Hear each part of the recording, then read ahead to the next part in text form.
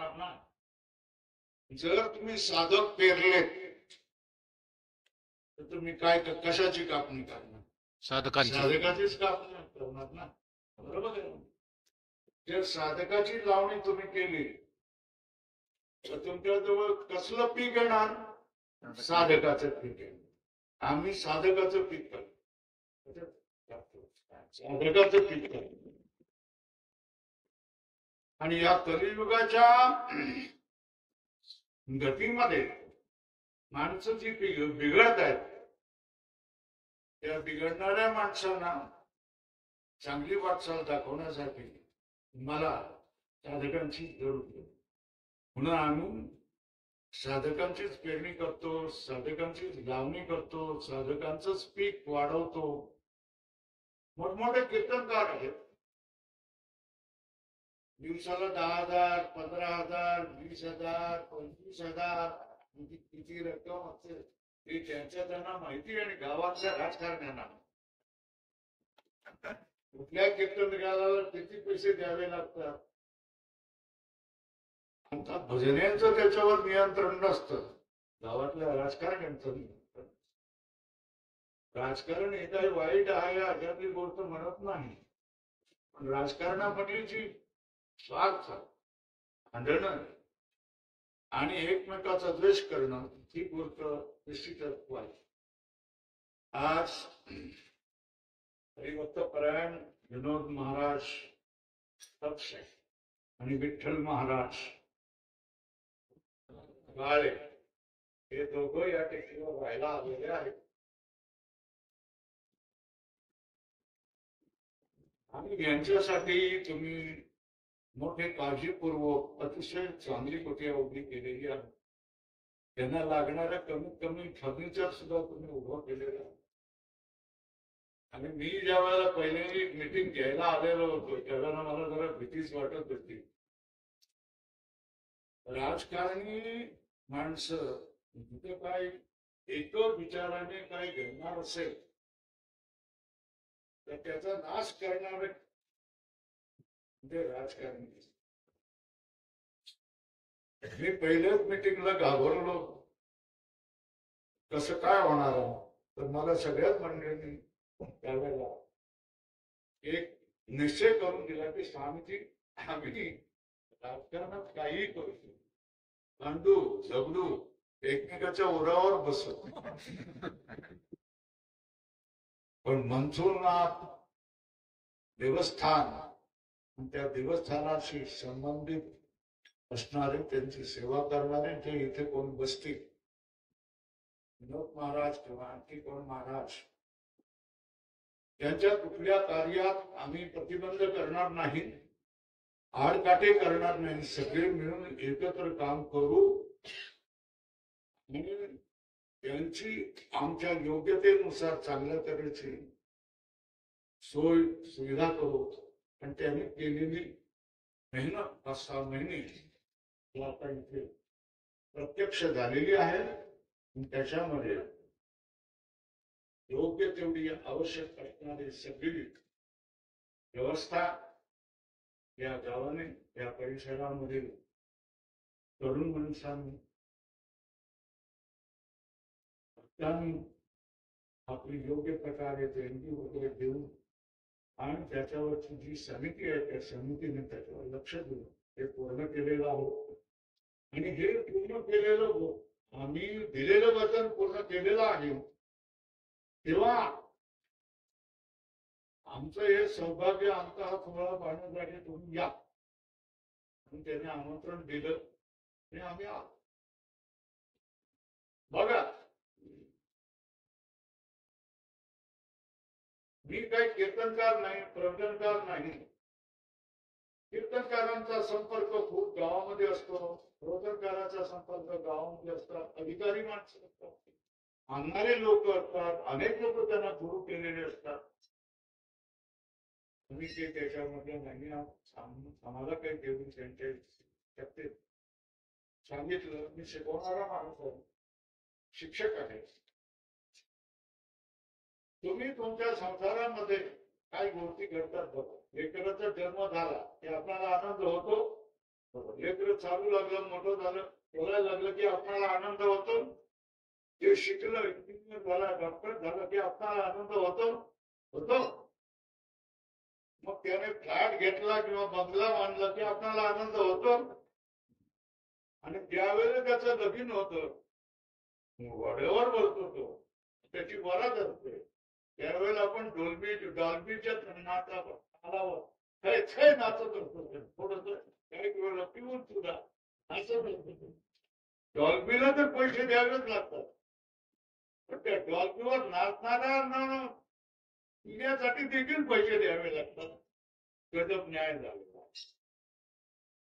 तर एक मुलगा मोठा झाला, त्याचं लगीन झालं, म्हणजे त्याची मुलं बाळ होणार, नातुंड होणार, होणार, मग त्या घरच्या आईला आणि बापाला किती आनंद होतो. होतं का नाही होतं ना, होतं की नाही. आपलं एक लेकरू मार घालायला लागलं, आपल्या असा आनंद होतो ना. हीच गोष्ट इथे सुद्धा आहे.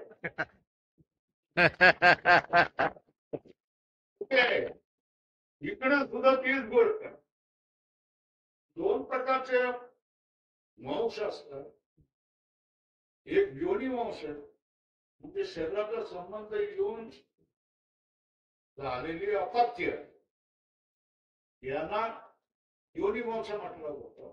दुसरा असतो विद्या वंश.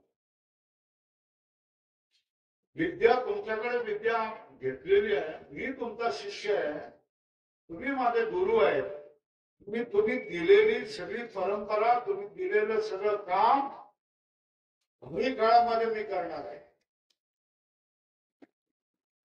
असं सांगणारे माणसं सुद्धा, असे जे लोक असतात ते सुद्धा आपली विद्या म्हणून आम्ही आमची संस्कार केलेला नाही. पण जगाच्या लेकरांना आम्ही शिकवलं, मोठं केलं, विद्या केली, आत्मविद्या केली, आणि त्याच्यामधून ती मोठी होतात. पण असा एक काळ असतो की शिकताना कोणाला काही चिंता नसते.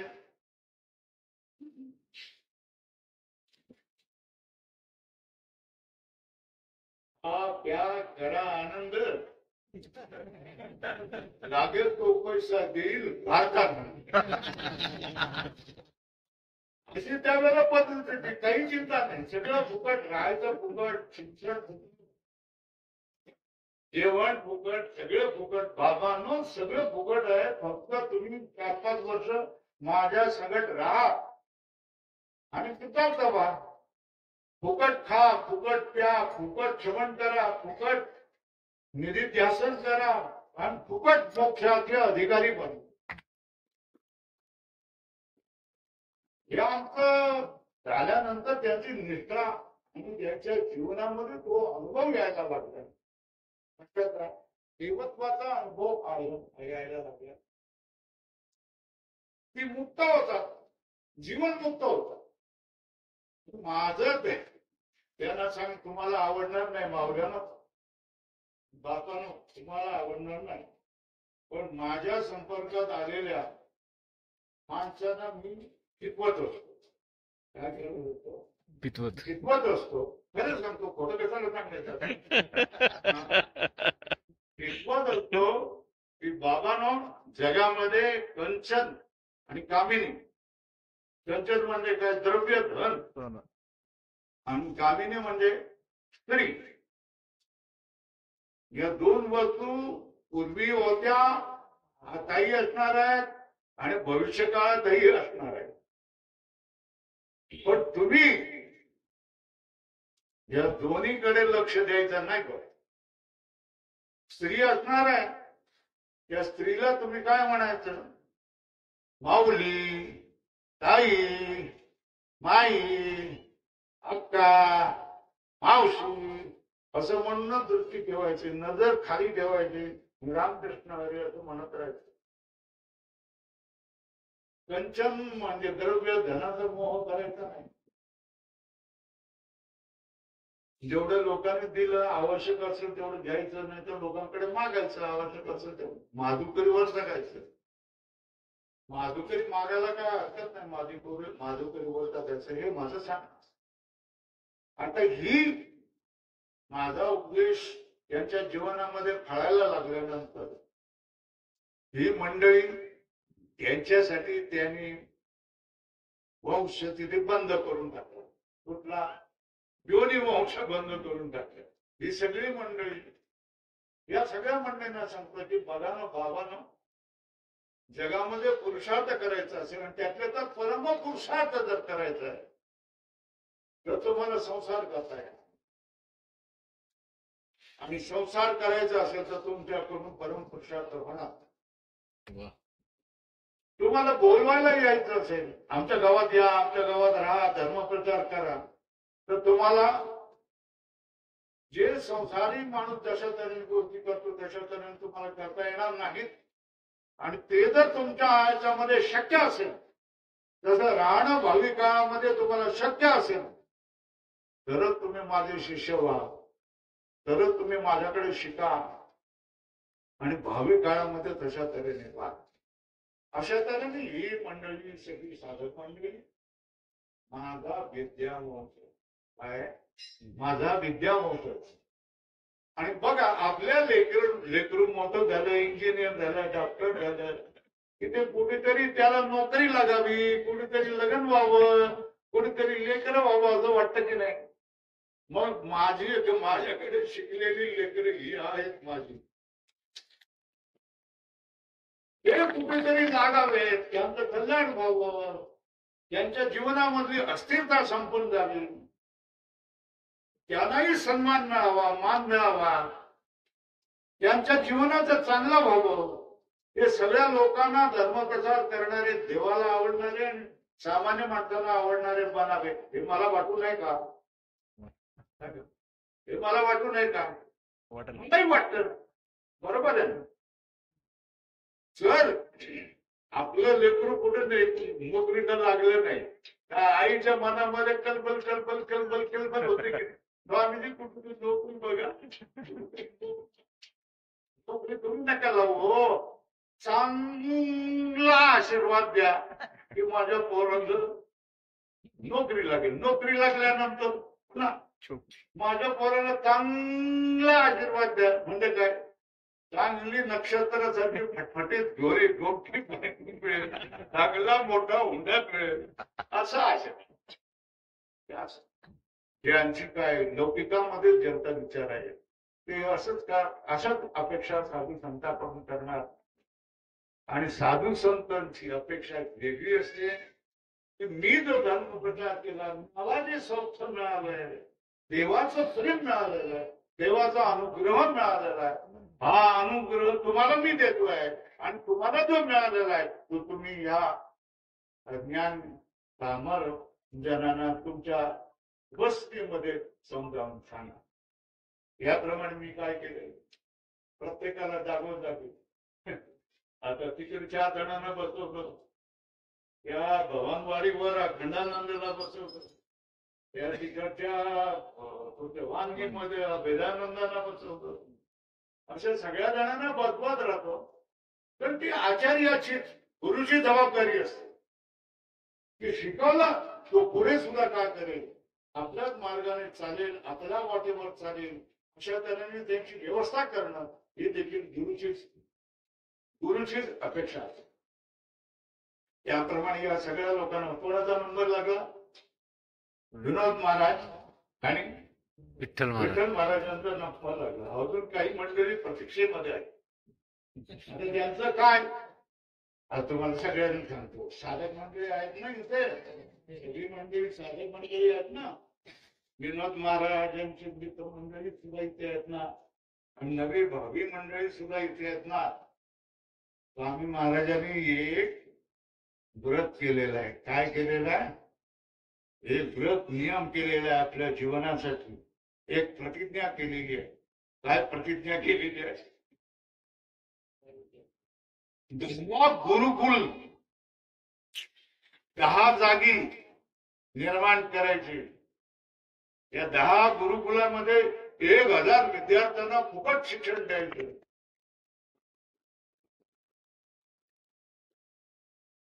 या 10 गुरुकुलामध्ये कमीत कमी 1000 विद्यार्थी शिकतील आणि या 1000 विद्यार्थ्यांमध्ये निदान 100 तरी मृदुंगवादक तयार होतील की नाही होतील? 100 निदान गायक तरी निर्माण होतील की नाही होतील? 10-12 कीर्तनकार निर्माण होतील की नाही? 10-12 कीर्तनकार निर्माण होतील. आज तुम्हाला सांगतो, मला वाईट वाटतं.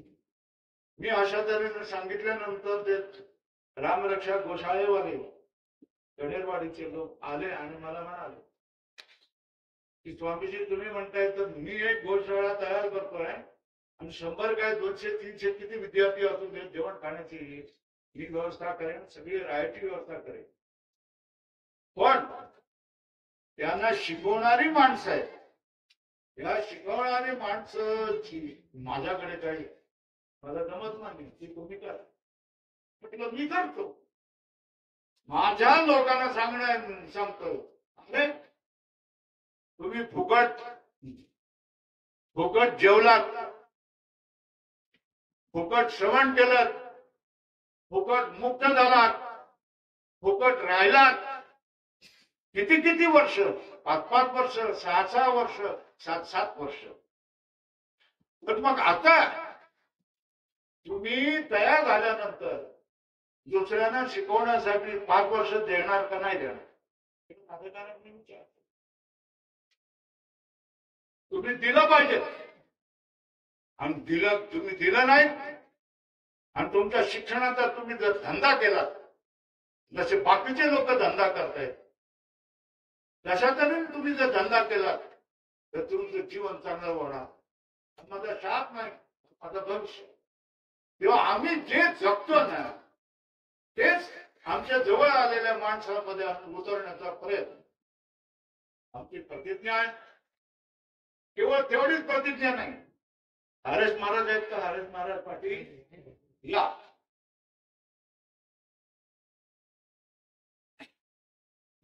कोणाला कीर्तन येवो, कोणाला कीर्तन न येवो, कोणाला प्रवचन येवो, कोणाला काही न येवो, पण त्याच्या जीवनामध्ये काहीतरी करण्यासारखं दिलं पाहिजे. आणि ही जबाबदारी परत कोणाची येते? ही जबाबदारी गुरुचीच आहे. आणि ही जबाबदारी आम्ही घेतलेली आहे.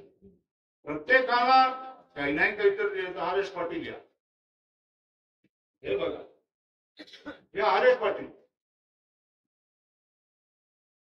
रायगड जिल्ह्यामधले कोरोनामध्ये आले.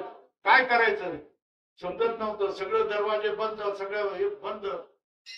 यांनी मोबाईलवर भगवद्गीतेची संथा देण्याचा प्रयत्न केला. त्यांना हजारो शिष्य घेऊन 1000 लोकांची भगवद्गीता त्यांनी पूर्ण केलेली असेल. आणि आताही करतात. काही येत नाही, कीर्तन येत नाही, प्रवचन येत नाही, काही येत नाही, काही येत नाही, काही कुठली गोष्ट येत नाही. पैशाचं साधन नाही, काय नाही, कशाचं नाही. मी म्हटलं हे फुकट करायचं. पोट भरणारा कोण आहे? पोट भरणारा देव आहे. आणि तो आपलं पोट भरतो. कुठेही जा, तुम्हाला माय माऊलीच्या घरी जा आणि सांगा मला जरा भाकर भूक लागलेली, भाकर दिले. बसा महाराज बसा. आत्ता नवीन तुम्हाला तयार करून भाकरी दिली. आम्हाला वरदान आहे. हो वरदान आहे. दुसऱ्याला याच्यामध्ये गृहस्थ वेशामध्ये गेलं तर कोण भाकरी देणार नाही. अरे करून खा सांगतील. पण आम्हाला या वेशामध्ये गेल्यानंतर माधुकरी प्रत्येक माऊली ती हे पुण्य समजते. आणि आम्हाला पोटाची चिंता नाही, आम्हाला आमची स्वतःची चिंता नाही. याला मी तेच सांगितलं. याने आज हजारो महिलांना, मुलींना कोणी जवळ न येता केवळ मोबाईल वरून हजारो लोकांना भगवद्गीता संथा दिलेली. आता थोडे मी तुम्हाला आणखी एक गोष्ट माझ्या समोरची सांगून देतो. यांची लिंक काय आहे? हे कुठून बोलतात, काय करतात, किती वाजता बोलतात, 3 पाठ घेतात, सकाळ दुपार संध्याकाळ. आता तुम्ही प्रतिज्ञा करा. तुम्हाला आव्हान मी करतोय, माय आणि बापांना सगळ्यांना आव्हान. तुमच्या मुलींना 1,000 मुली, 1,000 महिला भगवद्गीतेची संधा घेतील अशी प्रतिज्ञा तुम्ही करा. आणि याच्यासाठी कुठे जाण्याची गरज नाही आहे, कोणाला भेटण्याची गरज नाही आहे, आपला वेळ खर्च करण्याची गरज नाही. तर याने दिलेल्या मोबाईलवर, आता प्रत्येकाच्या घरामध्ये मोबाईल आहे, मुली सुद्धा मोबाईल करतेच काय काय करते ते तिचं तिला माहिती.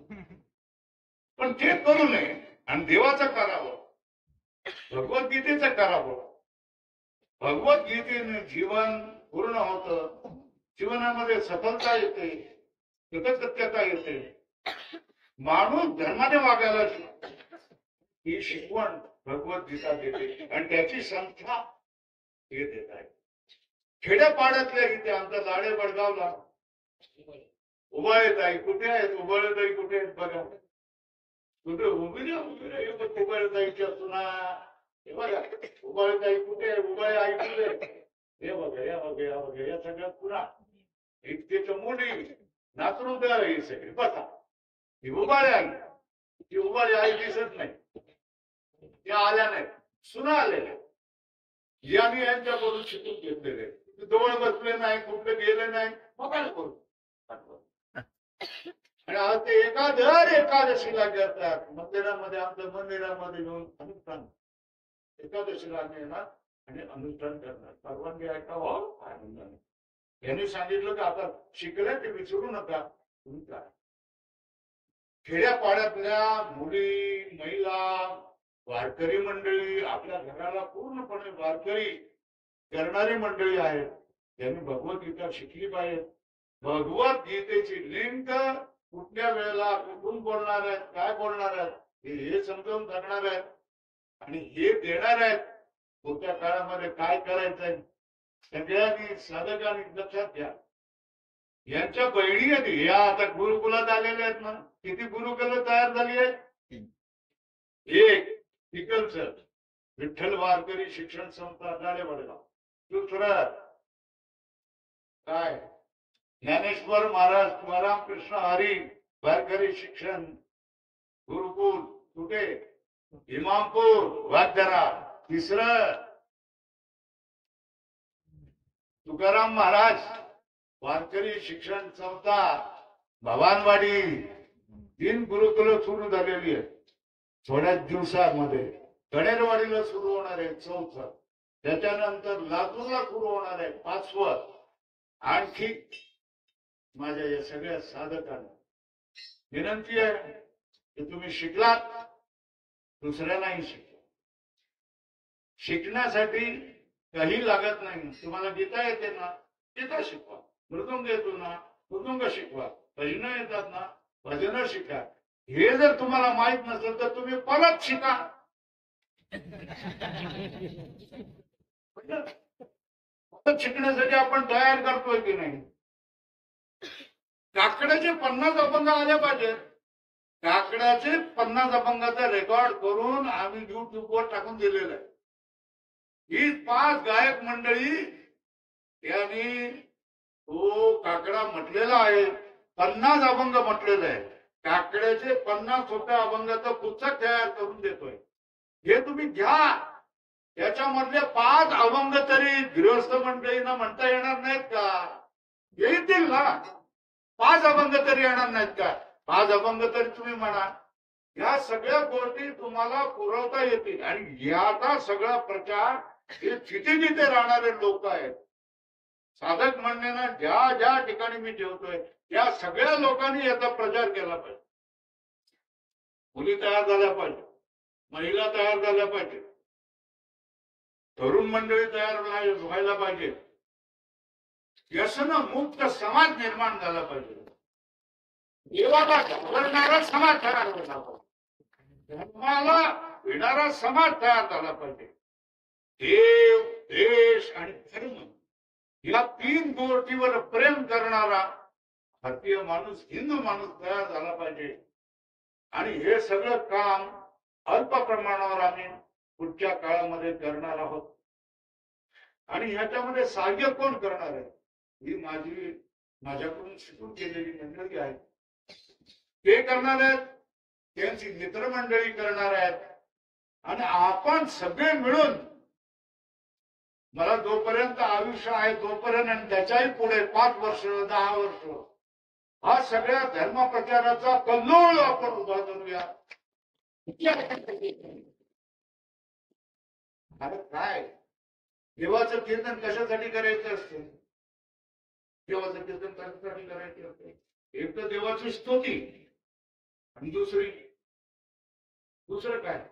प्रबोधन, दुसऱ्या लोकांना समजावून सांगणार आणि देवाचा प्रचार त्याच्या हृदयामध्ये बिंबवणं. याच्यासाठी कीर्तन असताना, प्रवचन असताना. लोकांना मनोरंजनासाठी कीर्तन नाही आहे, लोकांचा बोध वाढवण्यासाठी कीर्तन. लोकांच्या मनात परमेश्वराविषयीचं प्रेम निर्माण व्हावं, परमेश्वराविषयीची श्रद्धा निर्माण व्हावी, याच्यासाठी कीर्तन असतं ना.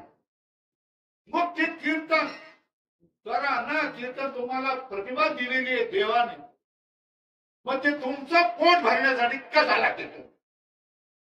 मला संताप येतो, राग येतो. तुमचं पोट भरण्यासाठी कीर्तन कशासाठी? तुमच्या बायकोला दर महिन्याला 10,000 रुपये देण्यासाठी कशाला कीर्तन? एक मजुराला 8 तास काम केल्यानंतर किती पैसे मिळतात? किती पैसे मिळतात? 500 रुपये. जडका मात्र 500 रुपये. बरोबर आहे ना? महाराजांना विचारा, तुम्ही किती वेळ, खरोखर किती वेळ करता? कुठल्याच महाराजांना विचारा, तुम्ही खरोखर किती वेळ करता? पाऊण तास. जास्त ओढून चढून येतं ते 1 तास. बरोबर आहे. मग त्याला किती मजुरी दिली पाहिजे? मजुरी किती दिली? किती सांगा?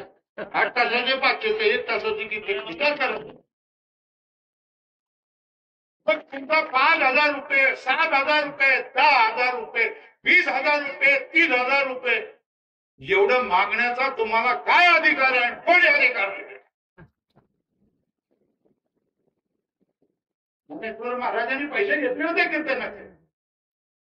तुकाराम महाराजांनी कीर्तन घेतले होते, हाताने घेतले होते, हरी सोनाराने घेतले होते, गोरा कुंभाराने घेतले होते. चला आजकालचे तुकडोजी महाराज, गाडगे महाराज इथपर्यंत येऊया. या लोकांनी कीर्तनाचे पैसे घेतले होते. अरे कीर्तन विकायचं नाही याच्यासाठी तुकाराम महाराजांनी 3 अभंग लिहिलेले. गाय, हरिकथा आणि काय? कन्या, हरिकथा, गो, कन्या, हरिकथा, विक्रय, हे ते मातेचं गमन असं म्हटलेलं आहे. आणखी 2-3 अभंग आहेत, हे तुम्ही सांगायचे असतात. पण हे अभंग हे लोक सांगणार नाही. कसला प्रचार करताय तुम्ही?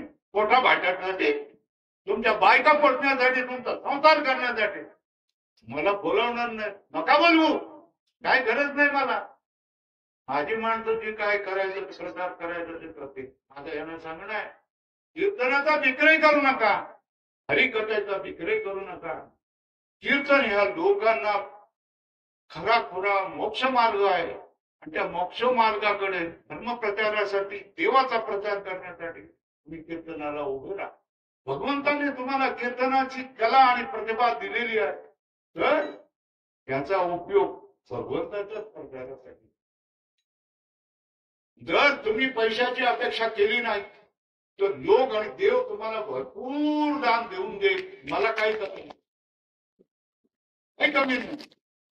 मी लोकांना सांगतो, कोणी मला बोलवलं आलं तर माझा सत्कार करायचा नाही, मला पैसे द्यायचे नाही. हे शरीराला मी तुच्छ मानतो. शरीरात हे पार्सल आहे, पार्सलाला घेऊन जावा आणि परत आणून इथे सोडा, एवढंच सांगणं होतं. त्याला जरूर असतं ते घेऊन जातो, त्याला जरूर नाही ते हे येडे घ्यावं, त्याला याला काय बोलायचं. आपली सोय झाली तर चांगली सोय झाली. तेव्हा सांगण्याचं तात्पर्य काय? माझ्या साधक मित्र,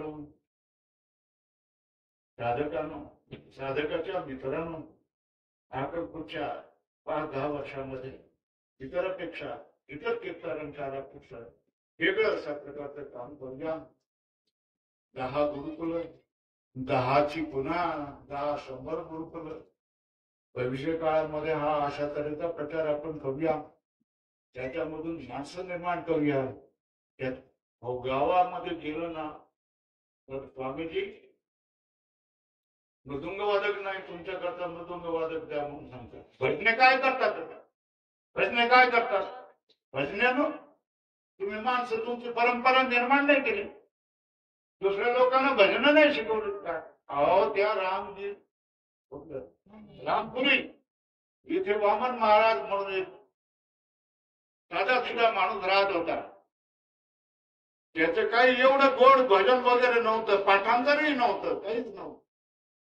पण तो रोज ज्यावेळेला संध्याकाळला अभंग म्हणायचा त्यावेळेला लहान पोरं आपली पोरं तिथे जवळ घेऊन बसायची.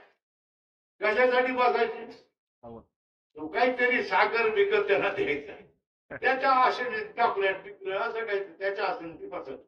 आणि ती बसायची तर त्यांना तो सांगायचा म्हणा म्हणा म्हणा म्हणा म्हणा, जसं येईल तसं म्हणा, जसं येईल तसं म्हणा.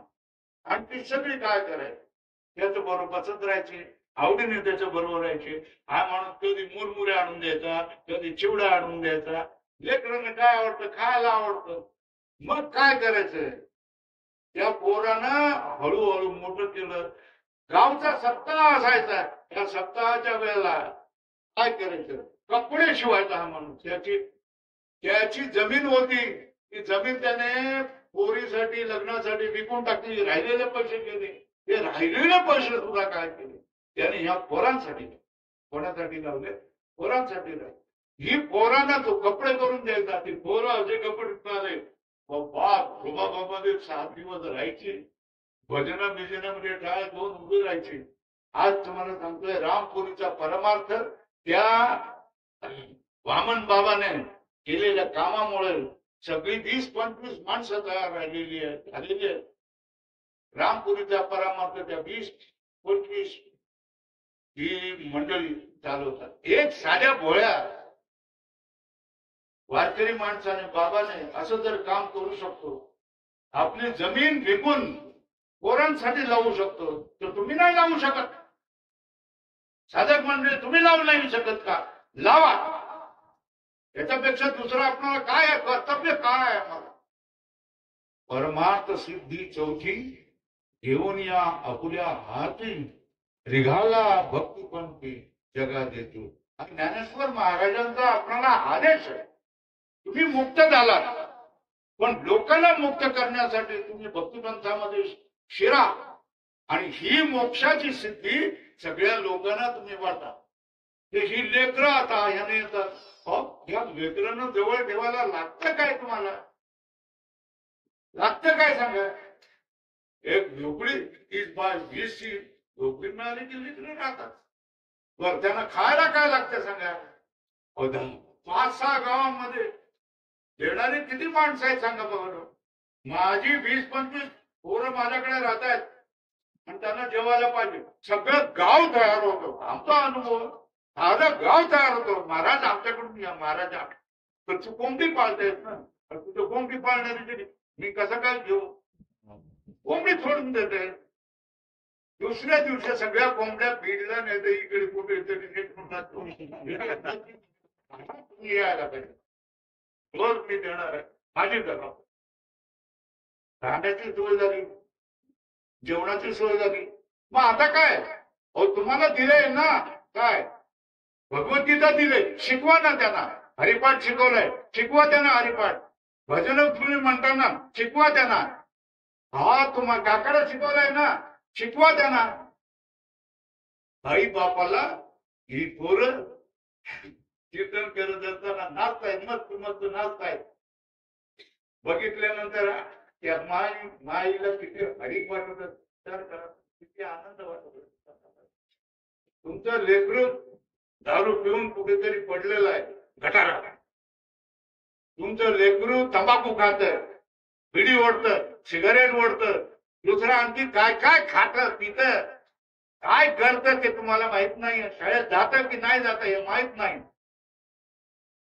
हे लेकरू बरं आहे की जे लेकरू सगळं या लोकांना विचारलं की बरं की तुम्ही काबरे कुठले निळे कोणी पिवळे कोणी इकडे रेषा कोणी आडव्या रेषा कोणी इकडे लव मी असं काहीतरी लिहिलेलं असं काय हे कपडे आवडतात का हे कपडे आवडतात त्या कपड्याचा कंटाळा आला का नाही नाही स्वामीजी हेच कपडे बरे म्हणून या मुलाने सगळे तुम्ही जे वळण लावाल ना जसं वळण लावाल ना तशा तऱ्हेने ती लोक करतील ना ही सगळी मंडळी दिसतात बघा धोतर पांढर खमीस आणि टोपी कोणी सांगितलंय कोणी नियम केलाय यांच्यासाठी शेतकरी मंडळी आहेत शेतकरी मंडळी ह्याच वेशामध्ये राहणार ना मग त्यांचा तो नियम आहे मग आमचा सुद्धा हाच नियम आहे ना की शेतकरी मंडळीचा जो विषय तोच आम्ही धारण करतोय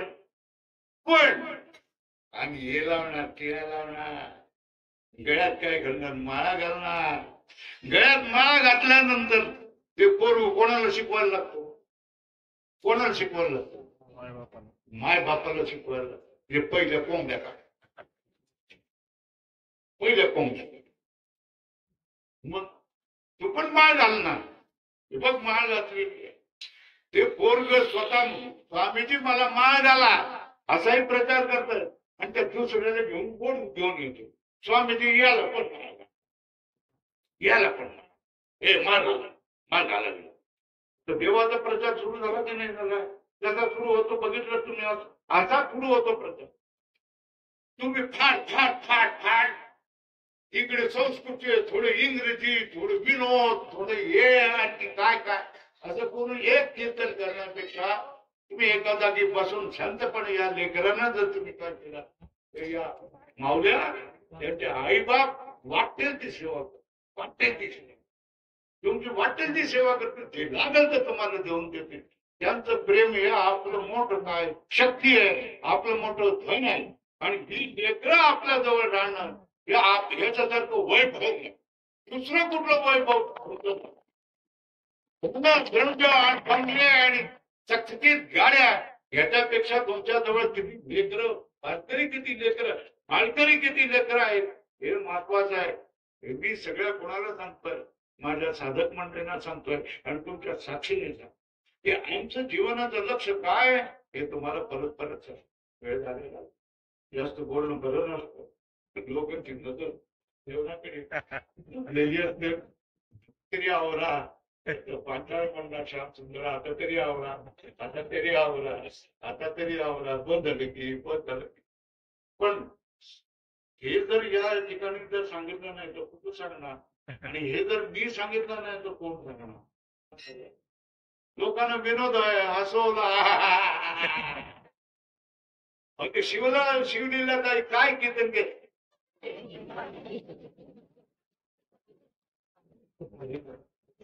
काय कीर्तन आहे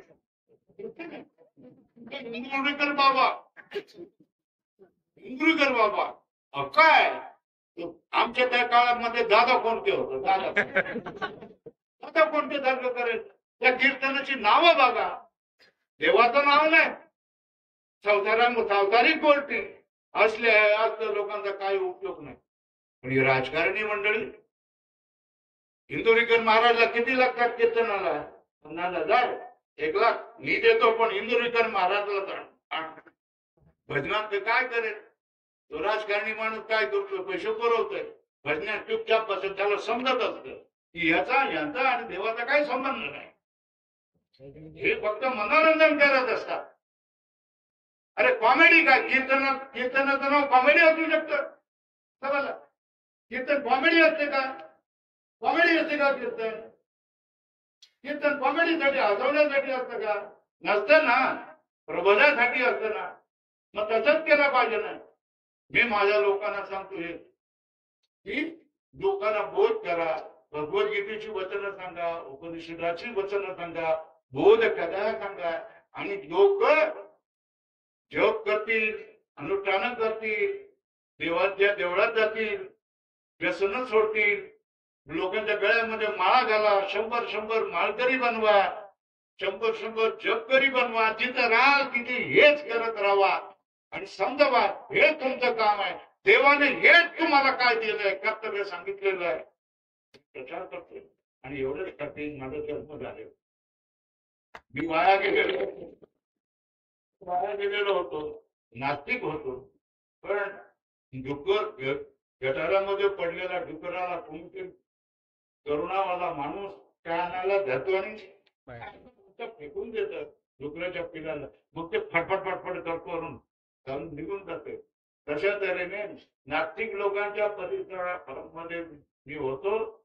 देवाने कृपा केली आणि मला आर्थिकामध्ये आणून टाकलं. आणि आर्थिकामध्ये आणले थोड्या वर्षामध्ये मला सगळं सांगून टाकलं. थोड्या वर्षामध्ये मला धन्य करून टाकलं. थोड्या वर्षांमध्ये मला मुक्त करून टाकलं. आता जे राहिलेलं आहे म्हणे राहिलो उपकारा पुरता. हे उपकारासाठीच हे जीवन राहिलेलं आहे. आणि जेवढं जमेल तेवढं साधकांना सांगतोय. जाऊ दे, जेवायचं आहे, उपकार आणलेला आहे.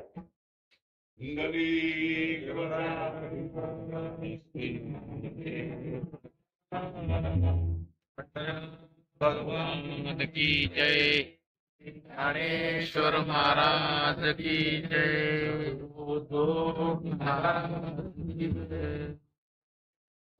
महाराज की जय। पार्वती पते हर महादेव।